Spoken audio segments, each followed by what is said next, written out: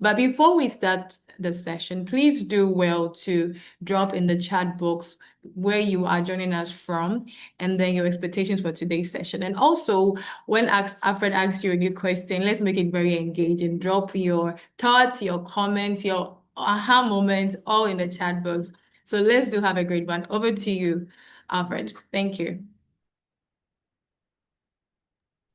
Thank you, Estella. So yeah, today is definitely going to be exciting, and I'm actually happy to be here with you guys today.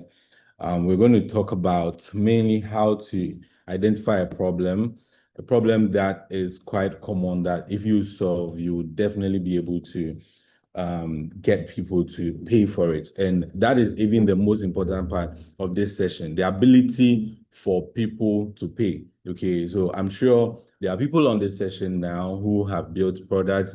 And if I say products, I don't even mean only software. I even mean like a presentation, a course, or maybe you recorded a song that is on Spotify, or you're just creating content on social media. All of that can be regarded as digital products. So if you are in any of these spaces, you are still in the same category. It's not necessarily building software or anything like that. Okay. But as we go along, we will learn more. Okay. So let's look at what a lot of people think about. So as I said earlier, digital products, essentially, if you talk about software, for example, it doesn't fail because the code that is powering the software is bad, or because a lot of people are not able to build quality software. Okay, let's use that as a case study. A lot of software companies, which are even very, very good, they come into the market, and after a year or two, you hear that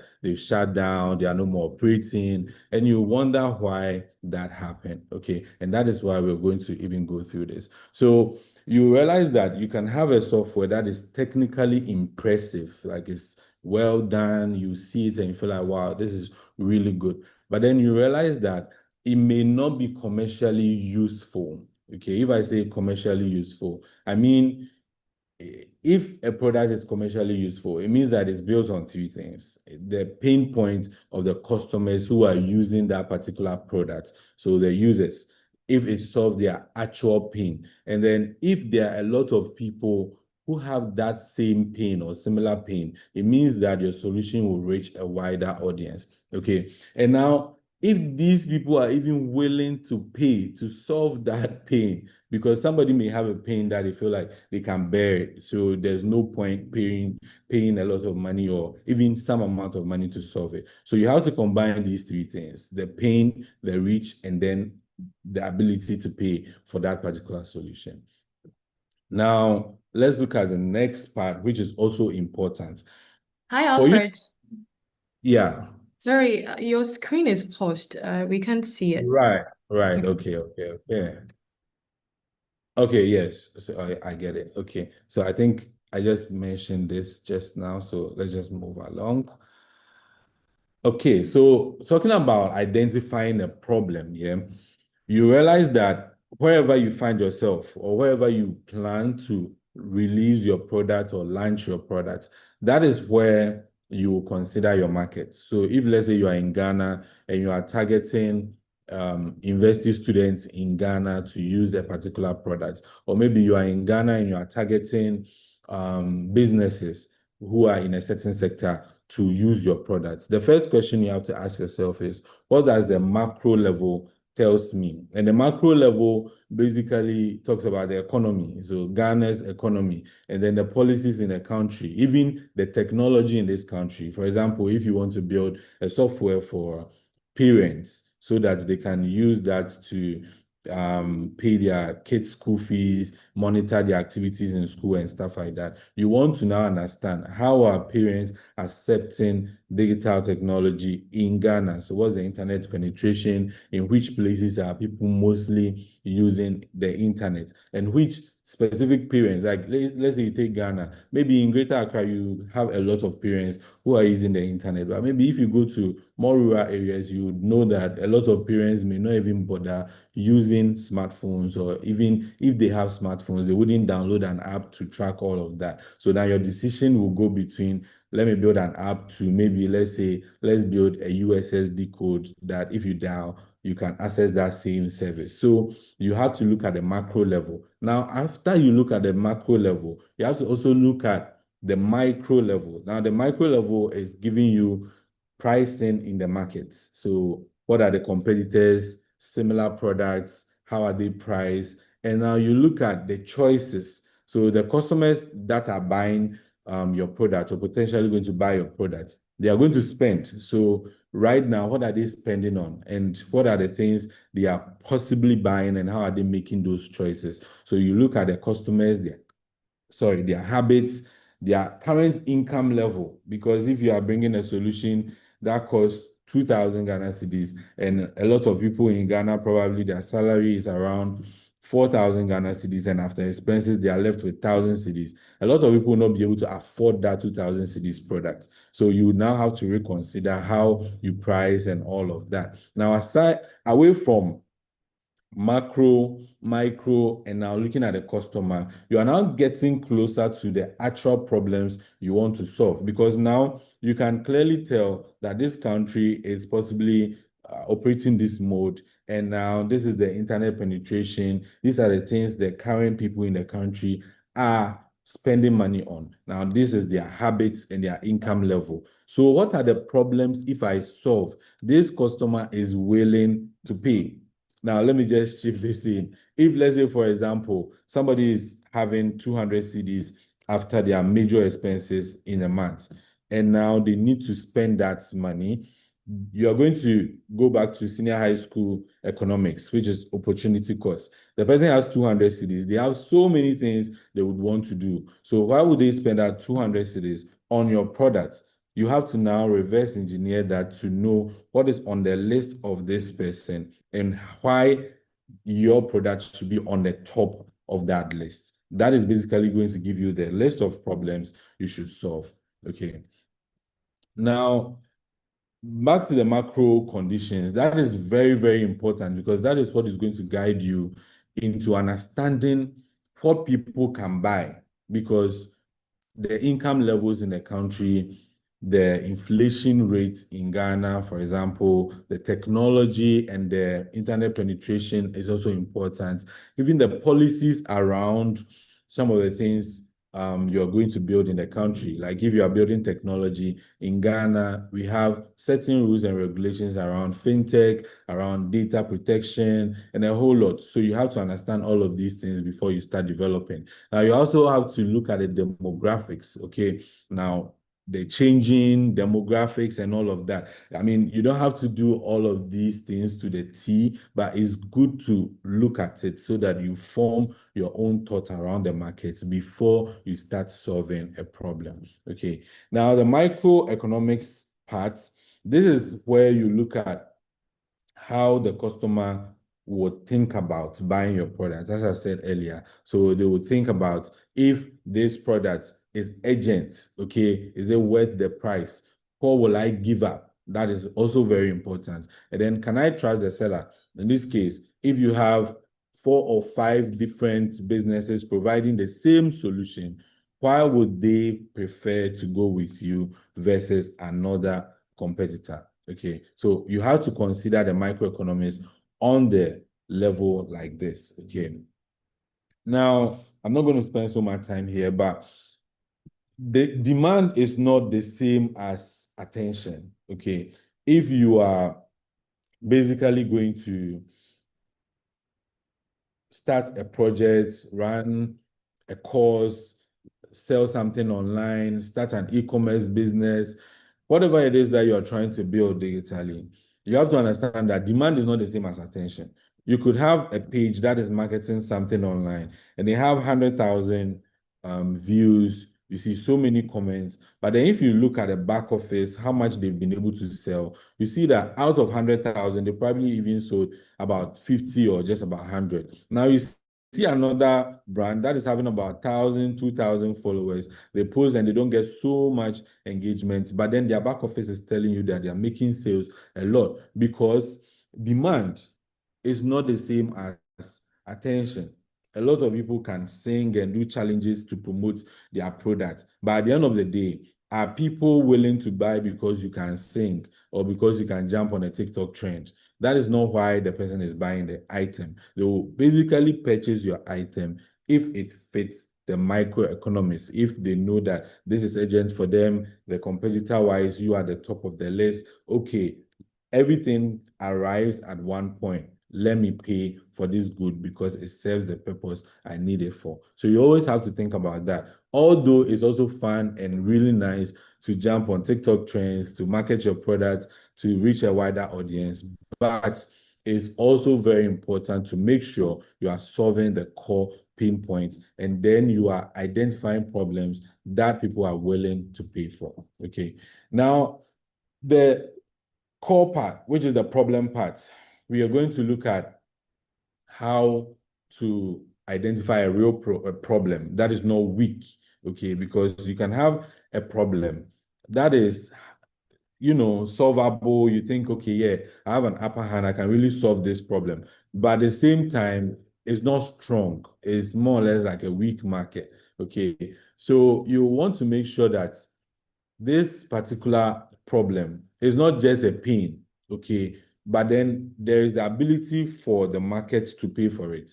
And then there is also access for you to reach a wider market with the same problem or with the same solution in this case. So if you solve the problem for this particular audience you have right now, they will be able to pay. And then moving on, you can take it to the market and a lot of people will also pay for the same solution. And now the important part, businesses and people will trust you to deliver that service to them. So you can solve a problem, even have the ability to pay, right? And then access to the market. But then they'll say, no, you're not the one we want to buy this thing from. For example, out of nowhere, if you start making a hair product online, and then people don't really know you, you don't have a wider audience, they don't know who you are, and you start running ads, jumping on TikTok trends and all of that. Of course, a lot of people are going to see you, but think about it. Who is the person behind this brand?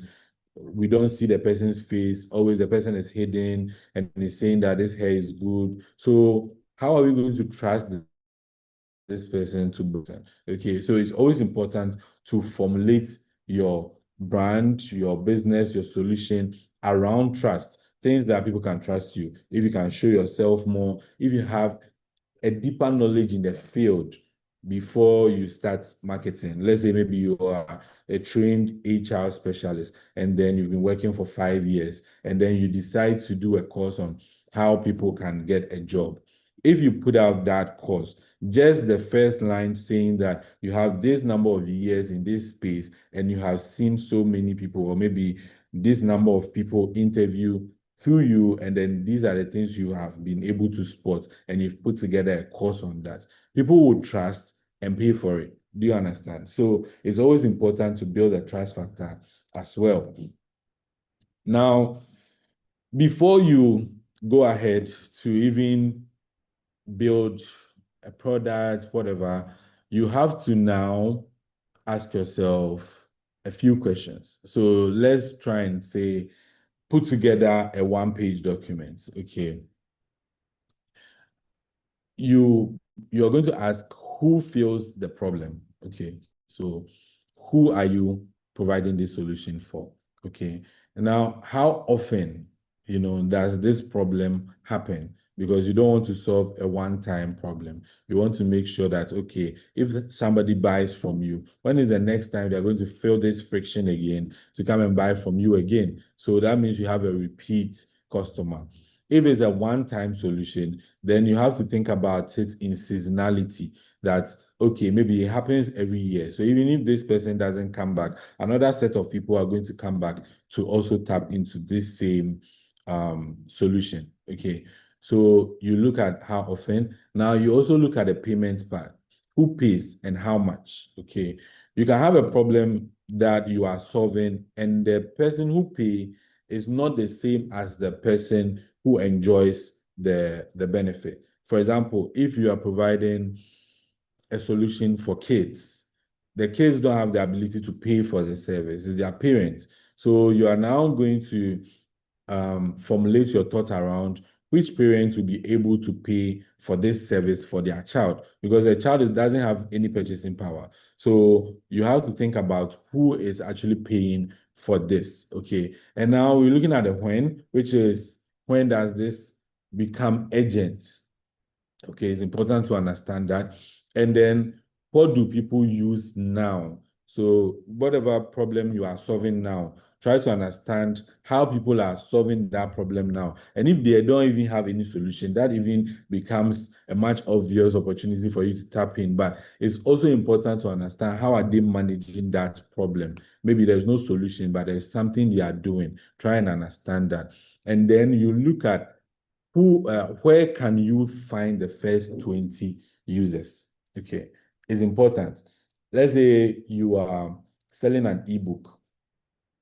Fine, you can use Claude, ChatGPT to record your thoughts. Maybe you know how to make braids, okay, and make a commercial for people to, hire you for that. So you're trying to write a book on how to build a business as a braider living in Canada or living in the US, or someone immigrating from Ghana to the UK. Okay, now that is the ebook you are building. Now, you probably know a bit about the markets in the UK, you know a bit about where to go and learn how to braid in Ghana. You also know a bit about how the, immigration steps and everything looks like. So you put all of these things together in an ebook, and now you decide to write this ebook.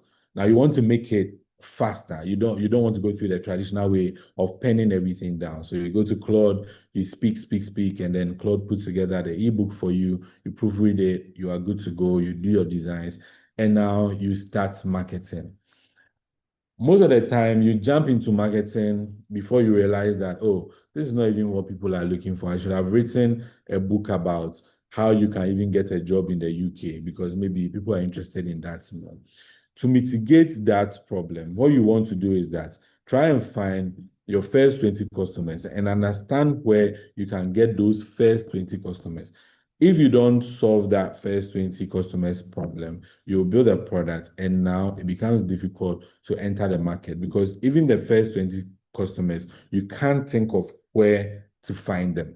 You need to be able to know that if I go here and here, send it there and there, and I market it this way, I'll reach these first 20 customers. You solve that before you get going, okay? Now, the other thing you also have to look at is that problems are all around us. It's not that you have to think about it in a superficial way that, oh, okay, I want to build a digital product. Then you watch a YouTube video and somebody says, okay, yeah, do a course on forex trading. So now you are burning hours trying to learn forex so you can build a course on that. No, that is somebody else's experience, and they have identified particular friction where they think they are in a position to solve. For you, you have to think about this with yourself, because even personally, you look at things that you try to do and you find some problems. There was a time that I was looking for waakye to buy in my area. I couldn't find any good waakye in my area. Mostly I have to drive so far away to go and get just waakye to eat. And I was telling a friend that, what if there was an app that could just find the next possible waakye seller with reviews, conditions, people have screenshots of the food as they bought it and they are eating at home, comments about it, and then possibly I could also just order from that same person. There will be a delivery who will bring it to me, so that all of that is not, difficult. There's no friction with that. I mean, up to now, I don't really think there is. I think there is, Haptel, there's both food and all that, but I don't think it solves the problem for me how I want to find my waakye anyway. So that is a personal friction. Okay. Now let's look at our friends. Somebody will come to you for help that, oh, please, I know that you are good at this. Why don't you help me to do this? Oh, your family and friends can say, oh, this is our friend here, or this is our child, or this is our brother. He went to IT school. He knows more about computers. Anytime you have any problem with your computer, go to him. So all of these things are giving you clues about problems people have, problems you have, your family and friends have, even at work. you see that aside the things they've given you or they've assigned you to do, people will be coming to you for certain things. Those things all leave clues for you to identify problems you can solve. Okay. Now, the major one right now, I think you can depend on largely if you want to look at the markets in general, is social media comments. If you go on TikTok, even if you look at some of the biggest content creators, you see their videos and there are comments under them. You can go into the comments and look at what people are asking, what are the problems people have. And now that will form your thesis to solving a problem. Now, if you don't even want to go through that hurdle, there is a simpler way. You can pick somebody's social media page, maybe TikTok. Maybe you take a particular video, you look at the comments, you can manually copy all the comments at a go, and then you take it to Claude or you take it to ChatGPT. You say, okay, fine, help me put together ideas from this list on problems people have, common problems from this comment section, and then help me form an idea from it. I would have demoed this, but yeah, essentially just giving Claude that access could, unearth a lot of problems that you can easily solve. And people are doing this now. So you can also take advantage of that. Now, you have to score the problem before you fall in love with the idea. I think it's quite funny, but yeah, the same way you meet a woman for the first time and you don't just go ahead and fall in love with a person, you probably speak with the person for a while, you get to know each other, you go on dates for some time. Okay, yeah, this person can be somebody that I would want to spend a longer time with. Then it leads to some people even go further to get married, have kids, start family, all of that. So you don't jump into it. You have to first solve that problem the same way you find a suitable partner and go through all the steps to actually being with a person. So in the situation of digital products, let's bring it back home. You are going to score based on some few choices. Okay. Now, this doesn't replace interviews and experiments, okay? But then it matters because when you are distributing early, these insights will become advantage to you. So you look at the frequency, how often does it happen, the pain, which we mentioned, all of these, you can score them 1 to 5, okay? So you look at the frequency, you score it, the pain, you score it, the current spent, okay, how much these people, do they pay for something around this? How much are they spending for that workaround? You score that as well. You look at the reach. Okay, can you access the first users cheaply? Are there a lot of people with the same problem you can easily get to? And now you're looking at founder fit. This is something I've been saying it in other ways, but the right way to think about it is founder fit. Are you the right founder to solve this problem? Okay, that is really important because let's say you want to start a fashion business and you haven't for once thought of looking a certain way. You haven't thought for once to even look yourself in the mirror when you finish dressing. Most of the time, somebody have to remind you, oh, you haven't brushed your hair, like mine right now. And then you go and brush your hair. And then just boom, you say, oh, I want to go and start a fashion business. If people think about you and think about your business, how are they going to see that fit? There'll be a misalignment there. So it's always good to pick a niche that you, the founder yourself, you find yourself as a fit for that solution. Okay, so the founder fit, you can also score that 1 to 5.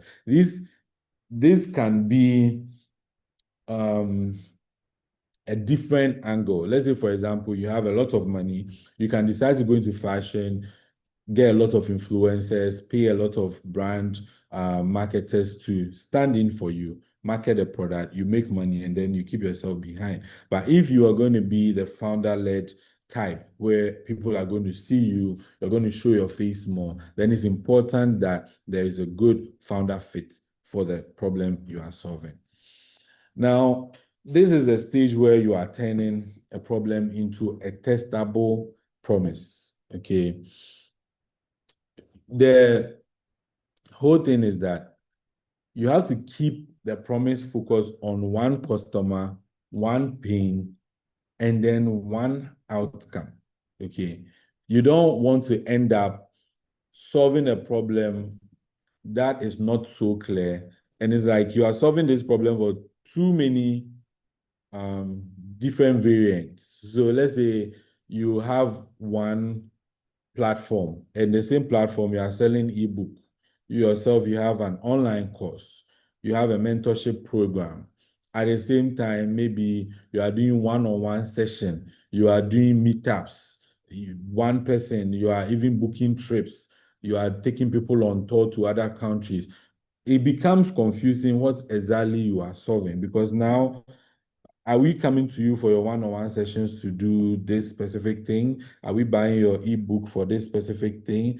Are we joining your courses to learn this specific thing? Because if it's one specific problem you are solving and you solved it correctly in your ebook, why are we going to meet you again for an exclusive session for a different fee again? And if that one-on-one session is what we need to actually solve the problem, then why do we have an ebook? Then why do we even have to wait for the end of the year to come for your big event? Okay, so it's always important to know the problem you are solving and how you are solving it with a specific promise.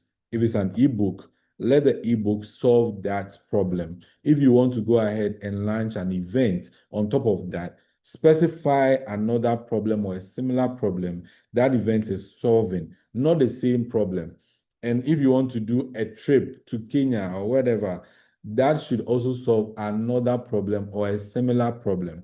So it's not that the same problem, but solving it in different forms, okay? Or even targeting different types of customers is important in the beginning. Mostly as you get your foot in the game, you can start, going into other directions, okay? So the case study is simple. You have to look at for which specific customer are you solving this problem for? Okay. And now who struggles with it?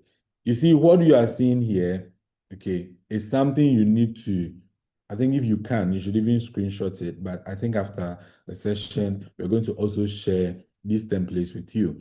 So for who is important, and then who currently struggles with it. Okay. And then what is the achievable outcome after you provide your solution? What are you helping them with? Okay. And now what is the current frustration without your solution? What are they struggling with? That will help you get a testable promise. Now there is a similar case study where we've built a solution for an association in Ghana here. Currently, let's say previously they were collecting their members' registration and everything using pen and paper, and they will now have a sheet.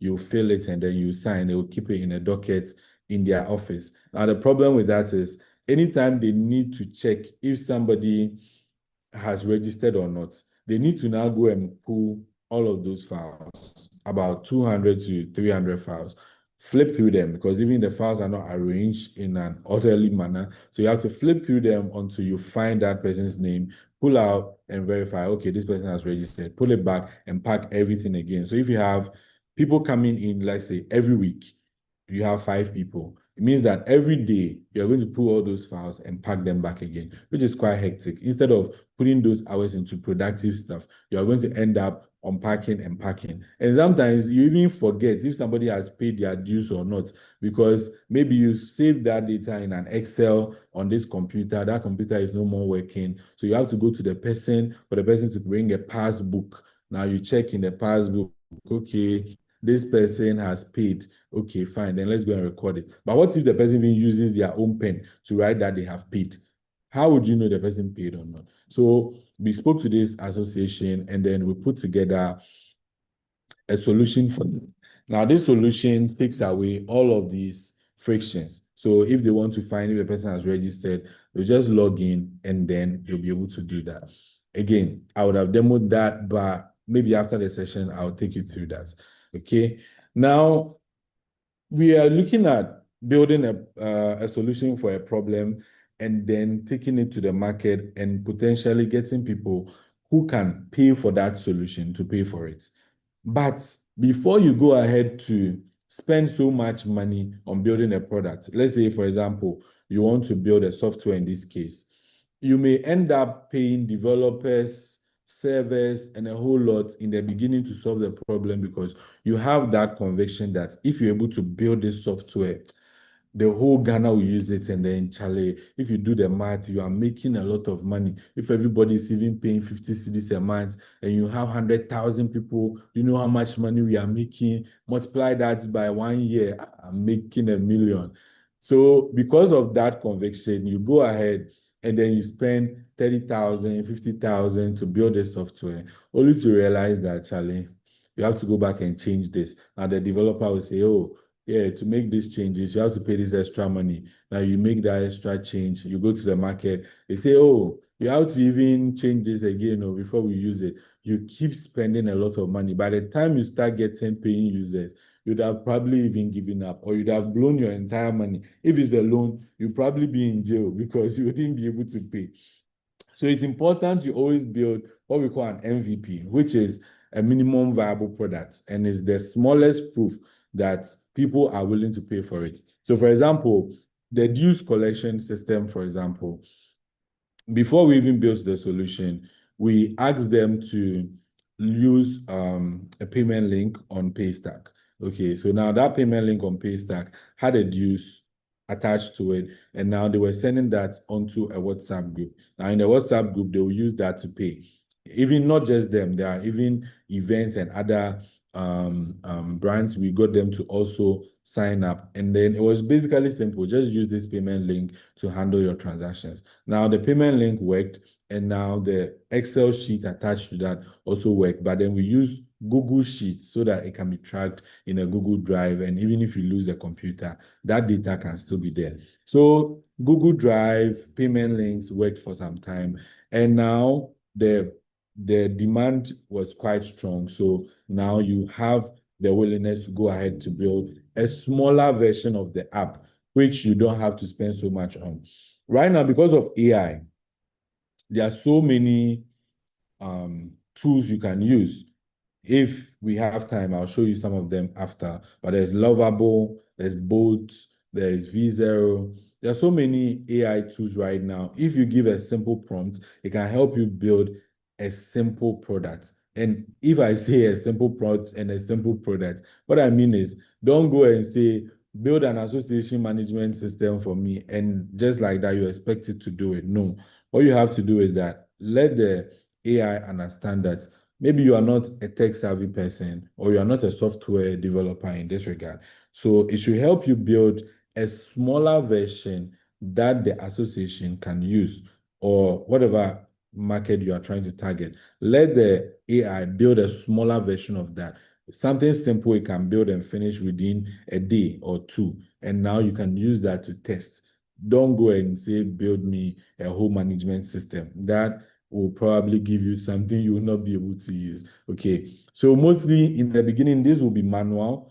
And then as you go along, you start adding some automated tools to it. Okay, now that will be the assisted stage. And now when you see that the demand is good and people are really willing to pay for it, you build a simple system or a simple software around it to automate the repeated stuff. Okay, so stuff like checking the account information, checking if they have paid or not, pulling the full list of members. All these things, you can solve them with a simple software. So you start with the manual part, organizing the data, arranging it orderly, everything. You go to assisted stage, and now you go to the simple software stage. Now, as you are getting more and more people on the platform and people are paying, this is the time to go ahead to add more features on top of it. But that is not really part of the MVP stage. Okay.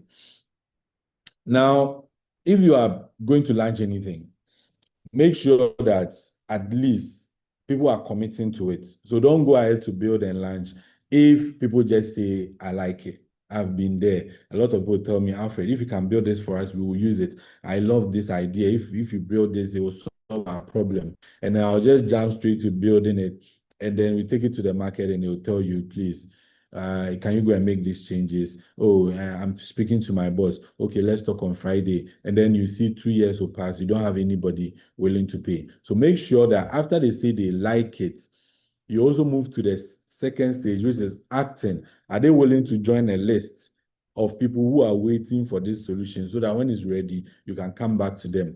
And on top of that, are they even willing to pay, make a deposit, so that in 3 weeks, when you have your MVP ready, they will be able to use this solution? That is a commitment. Okay. Now, if they even do all of these things and they jump on using it, and then they even refer other people to use your solution, it means that at that point, you have something solid, you can start scaling. Okay. So the moment you start scaling, or before you start scaling, make sure that you are getting referrals, because that referral is going to prompt you to know, these people are enjoying this service so much that they are recommending it for other people. Then if that is the case, let me now scale and reach those people myself or through other means. Okay. So the referral stage is what prompts your skill.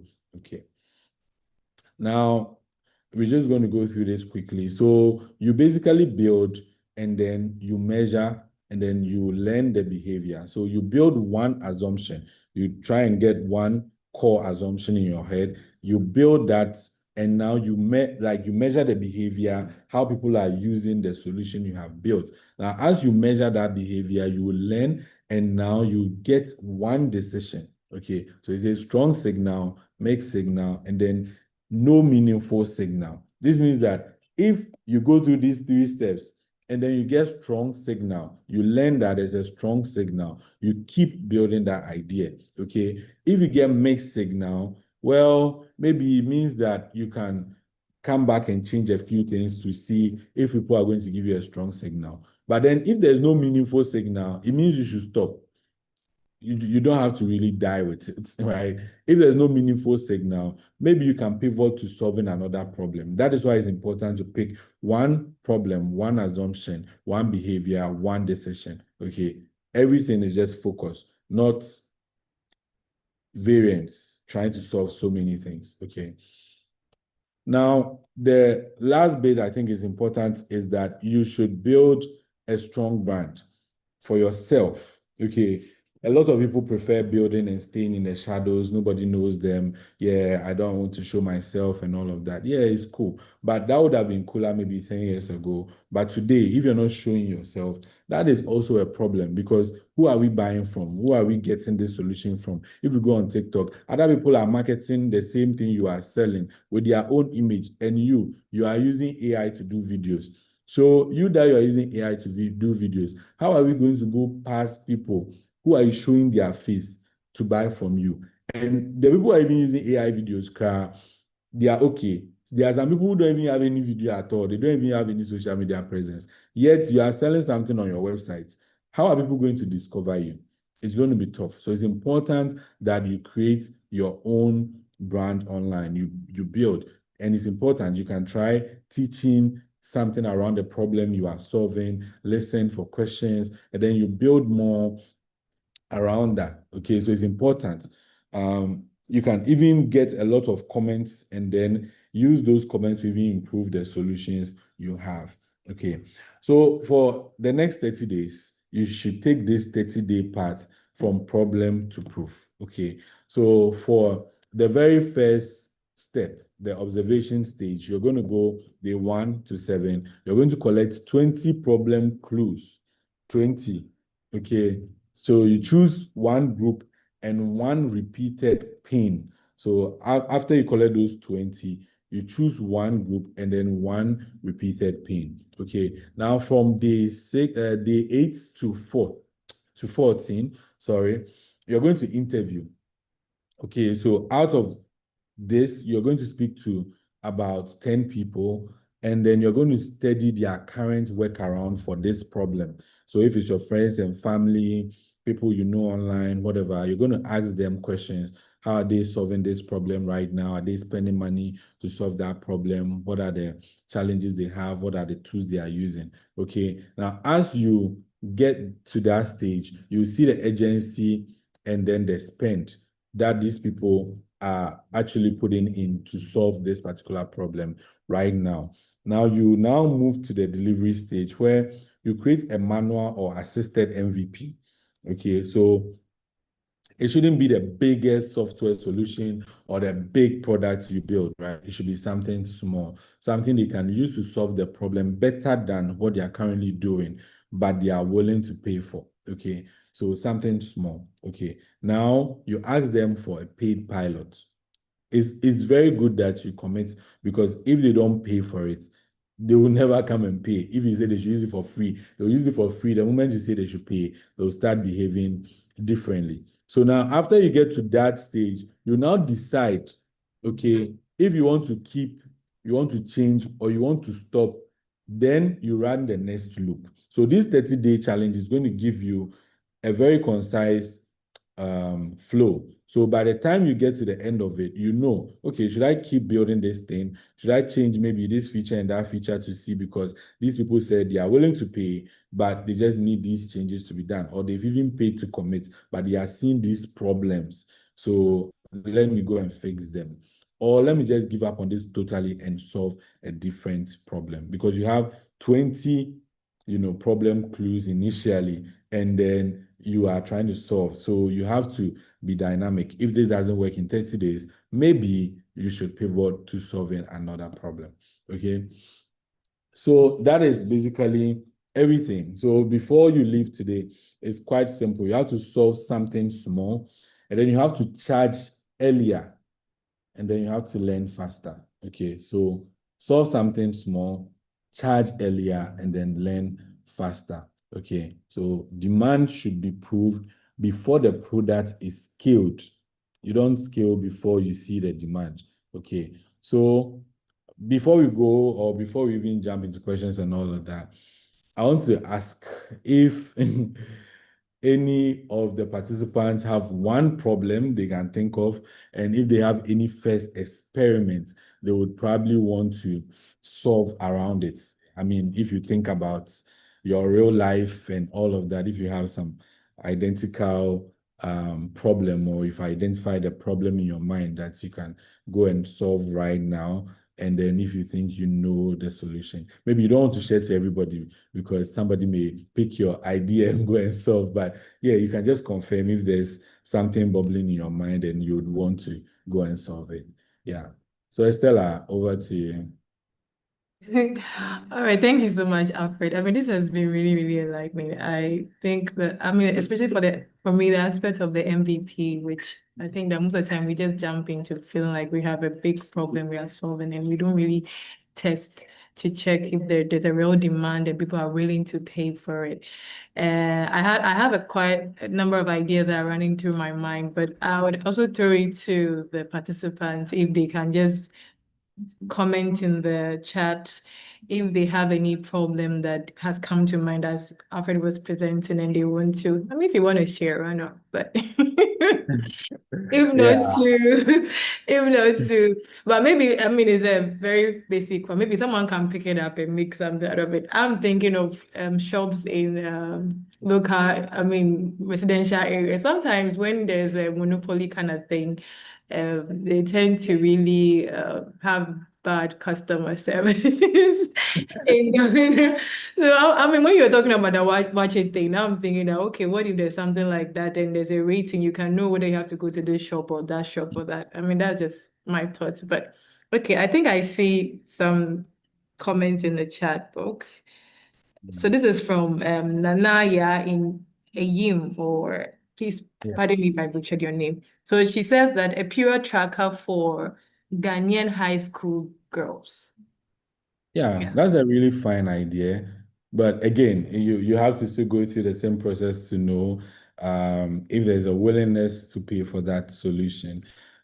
Because again, the high schoolers are probably not going to be the ones paying for that solution. It may be their parents, or even government or institutions that may be willing to fund something like that. So you have to do your research to know maybe the American Spaces, American Corner can now say, oh, we want to help all of the ladies in Greater Accra to track their period. So because of that, they will be funding Nanaya to build this tracker. So you see the cost, and now you market it to American Corner, they pay for it, and now you deliver it to the high schoolers. So it's always important to know the customer and then who is actually paying. It's not always the time that the customer is the one paying. So yeah, I think the period tracker is really a good one. Yeah. Great. So I wanted to ask a question. Please let's Right. drop our questions in the chat, or your comments or what you've learned so far. So if somebody has already started and they've really highly invested into that particular digital product, and now maybe they've actually even gone all the way, like when I say investment, like all their money, and now they are in that phase where people are not really purchasing it, what advice will you give that person? Okay, so I think this is a hard one, but technically, yeah, whatever resource you have put together to build the current digital product, that resource is available to build another product. It's not locked in the current product. Let's say if it's an e-commerce platform that you've built, the underlying resources are the web hosting, possibly you have spent on the software itself, you have spent on social media marketing, you have spent on maybe some outdoor marketing, the name and the branding and everything. It doesn't hurt for you to now test another idea on the side and see if it works. If that idea works, you can change everything you currently have on this solution to that. There's a very good example with, I think, Instagram, where initially wasn't started as a social media platform at all. But when the founder realized that that is what is actually solving the problem, this is what people actually come here to do, he took off all of the initial idea and then focused on the social media. So the resource is there, you spent on it, you've built it, but you can keep it flexible, the same team, same resources, but you can change it to something else. Yeah. Okay. Thank you for that as well. Is there any other comment or things that you would want to talk about in terms of what you've learned so far? And because Alfred is a busy person, as you've gotten him now, please bombard him with all the questions you can before he goes back into his work mode. Yeah. But Alfred, I mean, if you have any other things you want to share with us also, I mean, I think we have quite a number of some few minutes before we can wrap up. So Okay. Yeah. So I think what I wanted to share is Visa. I just wanted to share, let's even use Claude, right? Just a simple thing here. Let's see. Okay.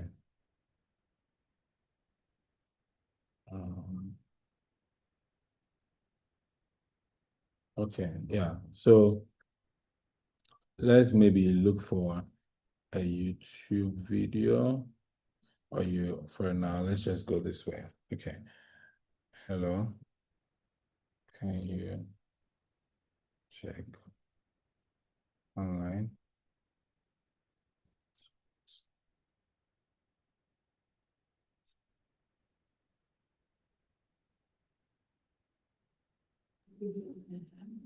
okay, Alfred, whilst you are at it, you can just give us a background music with these answers.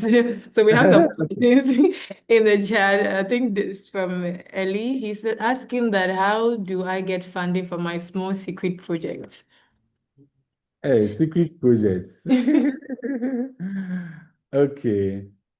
Okay, so let me just fall back and answer this question quickly. So for you to get funding for the secret project, the project doesn't have to be secret anymore. So because if it's secret, then I don't think anybody will be willing to fund it. But if you mean secret as in not sharing it on this platform, then I think I get it. I think American Corner, I think this is supposed to be American Corner's answer. They could help with some of the opportunities at American Corner. But aside that, you can also check, let's say in Ghana, there is Meltwater Entrepreneurial School of Technology, which is West Africa, and they have a lot of programs for startups, for businesses, for solutions like this. So you can start there. And I think all of the banks in Ghana, if I'm not sure all, but some of the major banks like Absa, like EcoBank, like Stanbic, they are all partners with MasterCard, and MasterCard do provide some of these funding opportunities. So if you're able to take your secret projects to any of these people, pitch it to them, I'm sure they'll be able to give you some support there as well. Aside that, you can also find a very good partner who is willing to pay to be part of that idea. So the person will now bring the money, you bring the ideas and the solution, and then you move together. So yeah. Okay, I think that there's another question, Felix. I think Felix is giving a comment about Oh, what okay. yes, like, yeah. So Still he's saying there. that thank you very much for the knowledge. We scale what works and not just the solution. So Yeah, exactly. Yeah. Okay, let's just ask this question and see if we get a response. So yeah, so I reckon this was going to happen. So it's always good to first go and check the social media, and then you bring the questions back. Because we are just going to go in, let's just go straight ahead. Let me turn on search and pull current trending topics. Yes, turn on search and pull current topics beyond.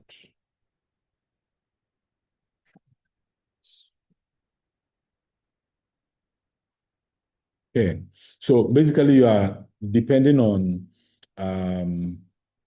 ChatGPT, sorry, Claude in this case to do that. It says I can't talk about setting on your end. All right, okay. Let's do this the manual way. So let's go to youtube.com. Maybe I'll just think of some idea that I can ask somebody. Okay, so okay, there's what makes more money, man? Who makes more money, male or female? Let's just take this as Yeah, she's the one I told you. and now let's go to the comment section. So there are about 19 comments here. I'm not sure we're really going to get any major stuff, but let's see what we do. Like, there are tools you can use for this, but let's just go through using the manual way, right? Back to this side. Let's take these comments and see if we can spot some problems. So, I mean, this is very tiny. Mostly you are looking for videos with like hundreds of comments, videos that are mostly about solving a specific problem. But let's just try this and see what we get. Okay. Okay, so what's actually being said underneath the noise says, one, rate card comments. Audience are curious about influencer pricing, monetization, but have no visibility into it. That's an information gap, not just curiosity. So right now you are seeing the rate card issue here, okay? There's also the masculinity vlogging thread. It says, male creators are self-censoring away from lifestyle vlog, blah, blah, blah. Okay. That's a real content market gap, a whole format. Okay. It's underserved because of social friction, not lack of demand. Okay, so this is actually very good. What it's telling you is that over here, a lot of males or a lot of men are not going into this type of content, lifestyle vlog, and then they get ready with me and stuff like that. It's mostly the female content creators that are doing this. So, for example, if you want to go into this kind of space as a man, there is a real, gap that you can actually tap in, because most men are not doing this because of social friction, right? So it's not lack of demand. There's demand for it, but the social friction is what is blocking a lot of people from going into this space. And just from this comment alone, you can see that if I get ready, like if I get up in the morning before I go to work, I brush my hair, my beard, and start record those videos, there may be demand for me, right? Now the third one is saying, the sites your sources complain. When creators discuss gender, social issues, the audience wants rigor, not vibes. That's an appetite for better research, commentary, content than most creators aren't divided. Okay, so This one is cite your sources. Yeah, you could build something around it, but I don't know if the demand is there and they are willing to pay for it. Now, the biggest one, this wasn't a great watch comment. This viewer is describing a real quality problem in Ghanaian influencer interview content. Guests giving nonchalant, low effort, undirected answers, seeming like they haven't reflected on their own journey despite years in the game. Let's really say better prep introspection would have made a much more insightful and interesting conversation. So this one is, this one is somebody's comment attacking the show, right? But this is also drawing an idea from how you can maybe also go into the same space with your own podcast, telling you how you can build on top of what this person is saying. So if you are trying to build your own podcast or something like that, this can also help you formulate your own ideas about what people are expecting to see. Okay, somebody says, any acting as brand new about a comedy origins. Okay, yeah, let's keep that one. Okay, so the pattern connecting all of these Ghanaian influencer interview is casual prep. Okay, yeah. So you see, as we go through all of this, we get some ideas, we get some concepts we can use to solve a specific problem. So I'm not going to waste too much of your time, but if you want to probe this further, let's say, for example, I can give a prompt that, can we build a product around rates card?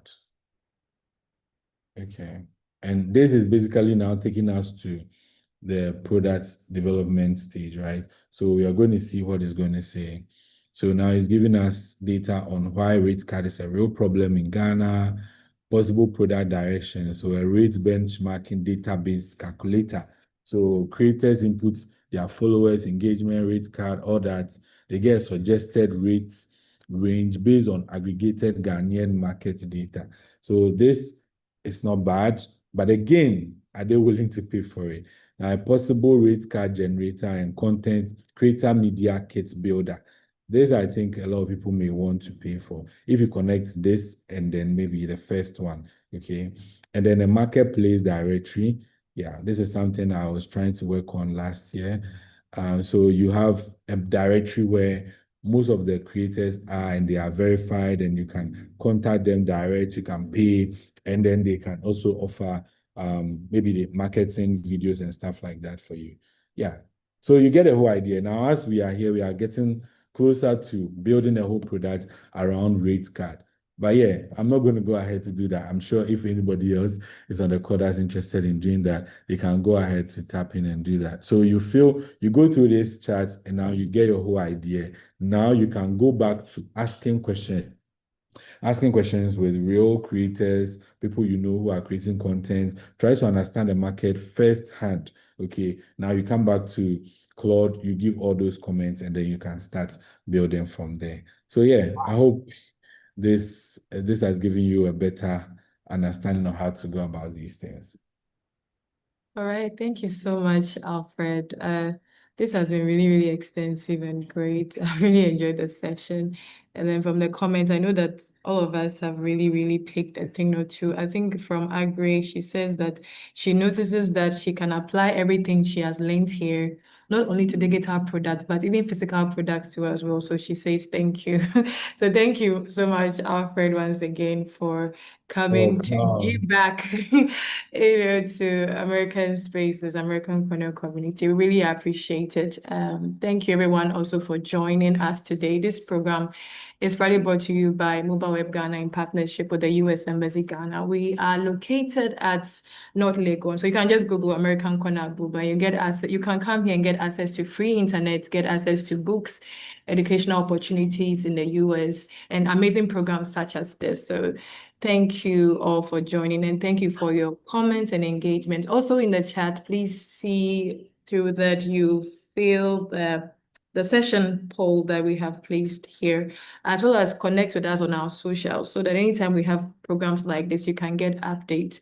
And then there's also a WhatsApp group that we can easily reach out to you with. It's also in the chat box. So please do well to fill that before you leave. Also, this session is on Mobile Web Ghana YouTube channel. So in case you want to go back and relearn what Alfred has taught us, you can go back and then watch it there as well. All that is in the chat book, our YouTube channel, Mobile Web Ghana. You can find this video there as well. So thank you all once again. Thank you so much again, Alfred. We really appreciate it. Maybe you can give him an emoji with a clap. That would be so nice. Thank you so much once again. Okay, I see I'm doing it. Thank you. Thank you. All right, so till we come your way again, please do well to have a great day and a great weekend as well. All right, bye. Bye, everyone.